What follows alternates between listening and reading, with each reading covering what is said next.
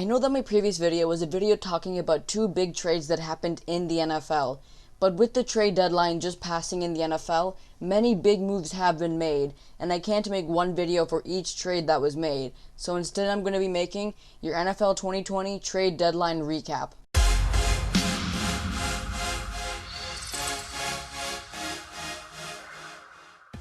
What's up everybody, it's AC now. So today I'm going to be talking about the NFL 2020 trade deadline, and specifically the trades that have gone down in the trade deadline. So every NFL season, after week 8 on November 3rd, the NFL has a trade deadline, which is the last time in which you can make trades. And during this time of year, a lot of NFL teams make a lot of trades, so I'm going to be talking about the biggest trades that have happened in this trade deadline. But before we get started, if you guys enjoy consistent football content, remember, liking and subscribing would be really helpful. We're on the road to 100 subs now, and every sub helps. And there's going to be a new thing I'm going to be doing with all my videos. If you guys comment down below, there's a chance that I will give one of you guys a shout out, so we can help our channels grow together. Today's shout out is to Jaden Antonagko. He makes a cool variety of content, and if you enjoy that, please check him out, and subscribe if you enjoy. With that being said, let's get right into the video. The first trade I want to talk about is a trade to the 49ers linebacker Quan Alexander, and he was traded away from the 49ers to the New Orleans Saints for Kiko Alonso and a 5th round pick, which is a solid trade since Quan Alexander has always been a pretty solid underrated linebacker. He spent most of his career since 2015 with the Buccaneers, but then in 2019 he signed on a very big 4-year, $54 million contract with the 49ers. But unfortunately in his first season he got injured, and he was replaced with Dre Greenlaw, and Greenlaw actually played very well, so that caused the 49ers to have too much depth at linebacker, so I knew that one of these linebackers was going to go. So Quan Alexander going to the Saints is something that I could really see helping them, since Kiko Alonso hasn't really had the best performances ever, and even though Quan Alexander's injured right now, he is expected to be out later on.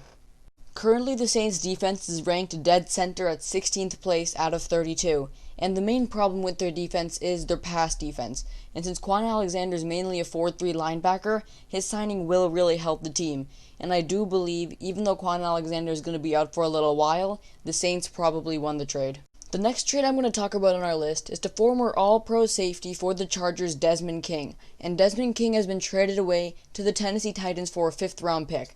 And the reason that the Titans picked him up is because they have a pretty atrocious pass defense. They let up about 30 points to the 1-4 Bengals, and they got absolutely crushed in that game. So I wasn't surprised when the Titans signed a cornerback. But the Chargers, when they signed Chris Harris off of free agency, Desmond King was actually moved to a backup role. So Desmond King was traded away, which I'm not surprised by also because they didn't need Desmond King, and in return the Chargers got a 5th round pick out of it. Do I believe they could have gotten more? Sure, but Tennessee Titans now have a solid number 2 cornerback, who I believe will be playing number 1 cornerback until Adoree Jackson comes back, because Adoree Jackson's been injured for a little bit. But this trade is definitely helpful on both sides, because the Tennessee Titans have been able to pick up a cornerback to help them out, and the Chargers have been able to free up some cap space. The next trade on our list will be to the Jets middle linebacker Avery Williamson, and he has been traded away for a 5th round pick to the Pittsburgh Steelers, and the Steelers have signed him to, replace the injured Devin Bush, who is currently out for the season with an ACL injury, but Avery Williamson is one of the best linebackers in the league, in my opinion. This season he was well on pace for 120 tackles. The previous season he had 120 tackles. He is a good player. He doesn't get too much sacks, but that's mainly because that's not his job. So him being traded away to the Steelers for only a 5th round pick, and the Jets are also giving the Steelers a 7th round pick. So basically the Steelers have just made their team already stronger. And what this makes me think is, what does this mean for Trevor Lawrence? Jets are most likely going to get the number 1 overall pick. So will Lawrence sign with the Jets now that they've lost another key component to their team? Because from what I see, Avery Williamson is worth a lot more than a 5th round pick, especially if he's stopping runners the way he is with 110 tackles. I do believe Steelers have won this trade, and they have found a great replacement for Devin Bush. The terms are not confirmed on his contract yet, because he will officially sign with the Steelers after his physical is finished, but Avery Williamson signing with the Steelers is very scary. I mean, personally, if I was Trevor Lawrence, I would not sign with the Jets now because they've just lost probably the best player on their defense besides maybe C.J. Mosley. And C.J. Mosley opted out this year, so the Jets are definitely going 0-16. And if they don't go 0-16, I will be very surprised. The next trade that I'm going to go over is not a really big deal trade, but it's more of a big disappointment for the fact that the trade was made in the first place. And that is the trade of the Miami Dolphins wide receiver Isaiah Ford to the New England Patriots.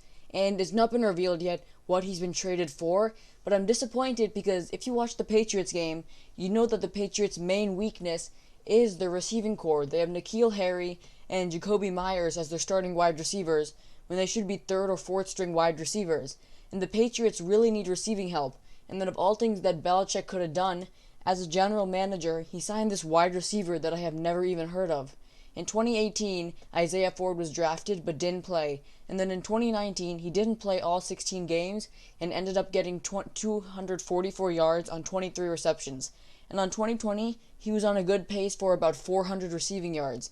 So I have to put Belichick into question here. I know it's very difficult to question Bill Belichick since it's Bill Belichick. I mean, his rings don't lie. But when you look at it, the Patriots need a wide receiving help, and you could have signed maybe Adam Thielen, Julio Jones, Michael Thomas. And from the way I saw you guys play against the Bills, you don't look like you're tanking.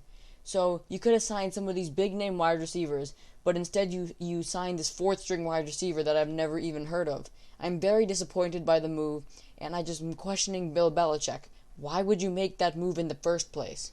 With that being said, that'll wrap up this video. This has been AC Analysis talking about the trades that have happened on the NFL trade deadline. And remember, if you guys enjoy consistent football content, liking and subscribing would be really helpful. We're on the road to 100 subs now, and every sub helps. And if you guys want a shout out, comment down below for a chance for a shout out, and we can help all of our small channels grow together. Thank you guys so much for watching. See you next time.